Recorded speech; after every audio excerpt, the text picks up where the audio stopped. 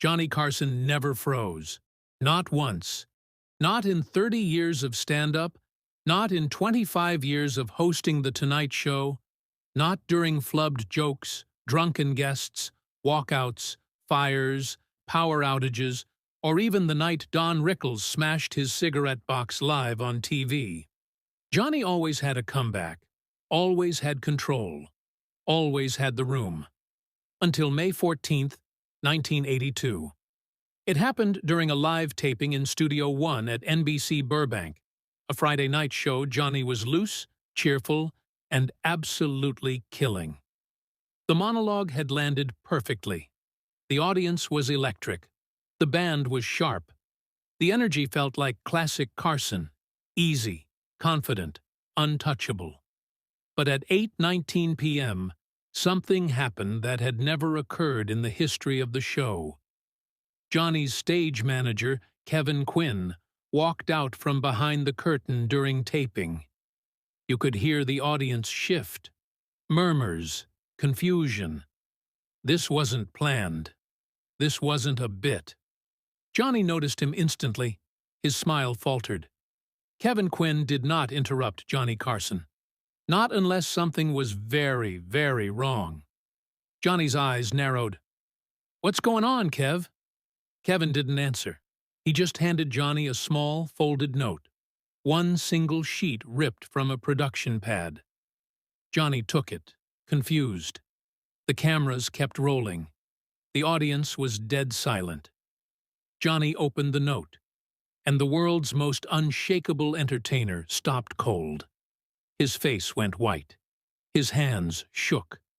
His jaw tightened as he read the same line twice, 3 times, like his brain refused to accept the words. And for 11 full seconds, 11 agonizing, impossible seconds, Johnny Carson said absolutely nothing.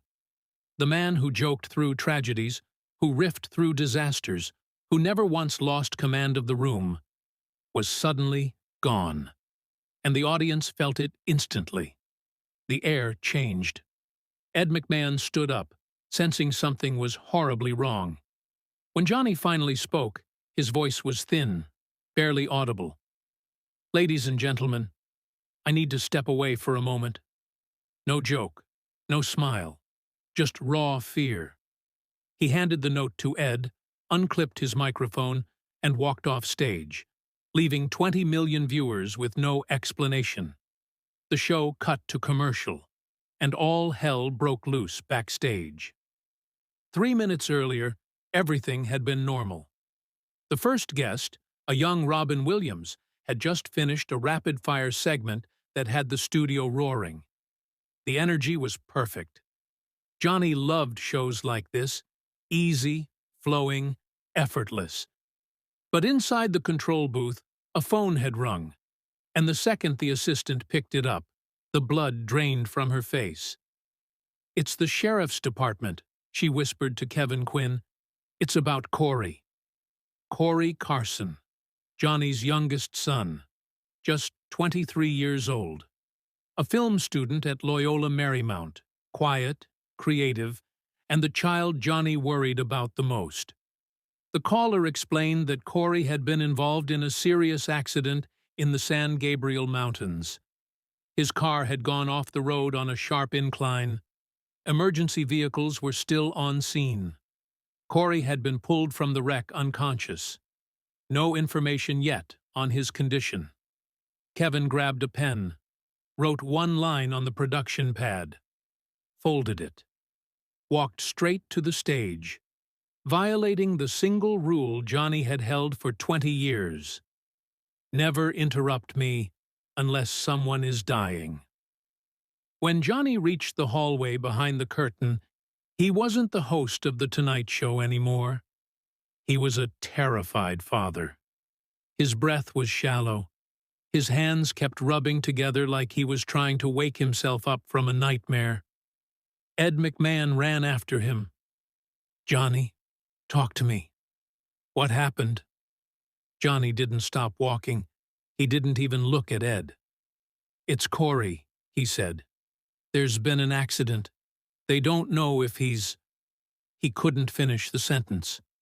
A production assistant rushed over with Johnny's jacket. Johnny shoved his arms through the sleeves with shaken hands. A driver was already pulling the car around. Kevin Quinn came running.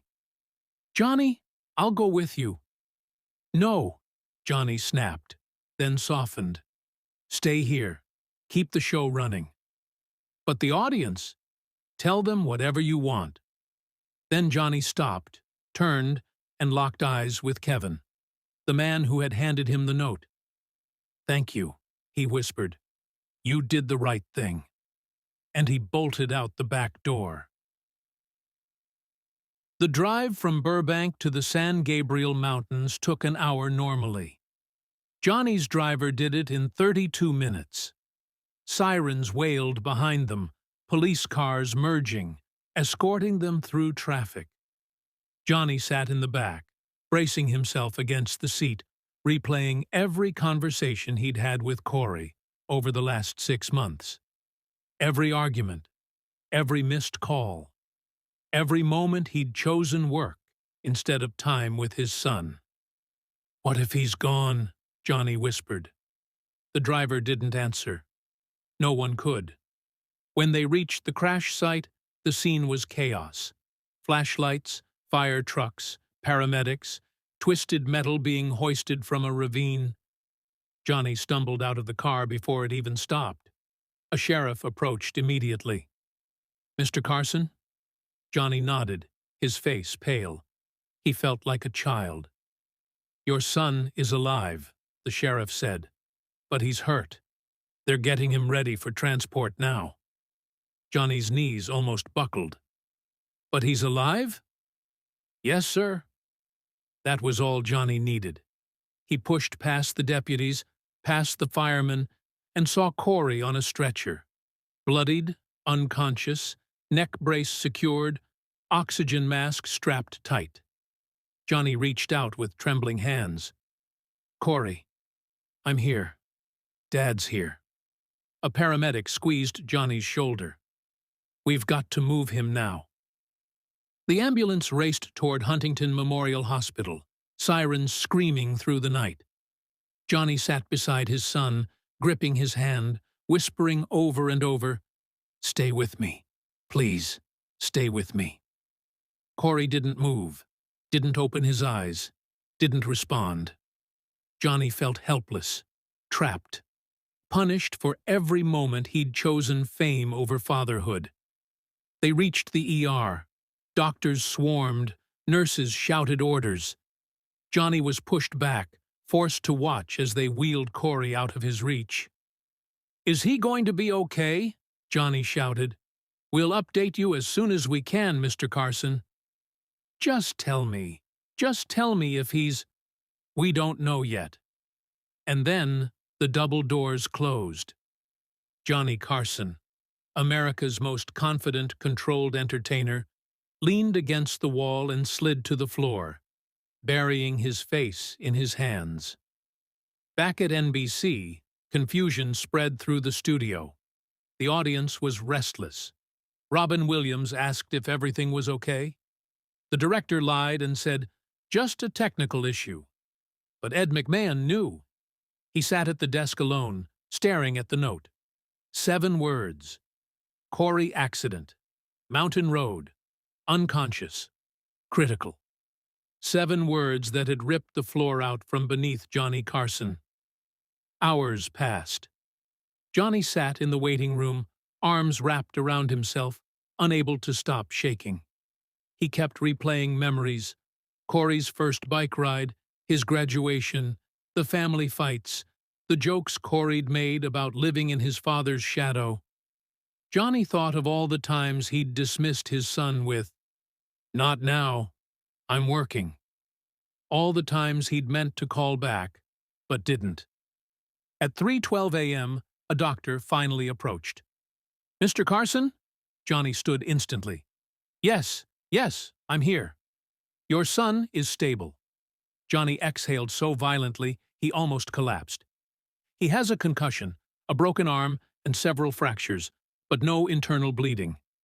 He's going to be okay." Johnny covered his face with both hands and cried, quietly, shaking, overwhelmed. The doctor continued, "He hasn't woken up yet, but he's responding to stimuli. You can see him now." Johnny wiped his eyes and nodded. Corey lay in a hospital bed, bandaged, bruised, but breathing steadily. Johnny approached cautiously, as if afraid touching him would break him. He took Corey's hand gently. "I thought I lost you," Johnny whispered. His voice cracked. "And I realized something tonight. None of the shows matter. None of the ratings, the applause, the fame. I've been everywhere except here. Except with you. I'm so sorry, son. I'm so sorry." A tear slipped from the corner of Corey's eye. Johnny froze. "Corey." Corey's lips moved, barely. "Dad?" A tiny, broken whisper. Johnny gasped, gripping his son's hand as relief surged through him like oxygen. "I'm here. I'm right here." Johnny canceled the show for a week. NBC issued a simple statement. "Mr. Carson is attending to a family emergency." He stayed by Corey's bedside day and night, fell asleep in the chair, ate cafeteria food, held his son's hand whenever he stirred, and something changed between them.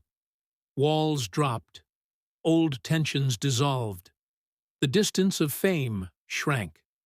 When Corey was discharged 10 days later, Johnny walked out of the hospital beside him, not as the king of late-night television, but as a father finally present. Johnny returned to The Tonight Show the next Monday. He didn't tell the audience what happened, didn't explain the note, didn't mention the 11 seconds that shocked the nation. He just sat at his desk, smiled softly, and said, "It's good to be back. Hold the people you love a little tighter tonight." And he meant every word. The note that stopped Johnny Carson for 11 seconds contained just 7 words. 7 words that shattered the iron composure of the most trusted man in television. 7 words that reminded millions of viewers watching at home that even legends can break, and even the strongest can be brought to their knees by fear for the people they love. Johnny Carson went silent that night, but in that silence, he revealed the most human truth of all. The show can wait. Family can't. Johnny later admitted that those 11 seconds never left him. Every time he walked onto the Tonight Show stage afterward, he carried the memory of that night, the note, the fear, the silence. But he also carried something stronger, the reminder that no spotlight mattered more than the son who survived.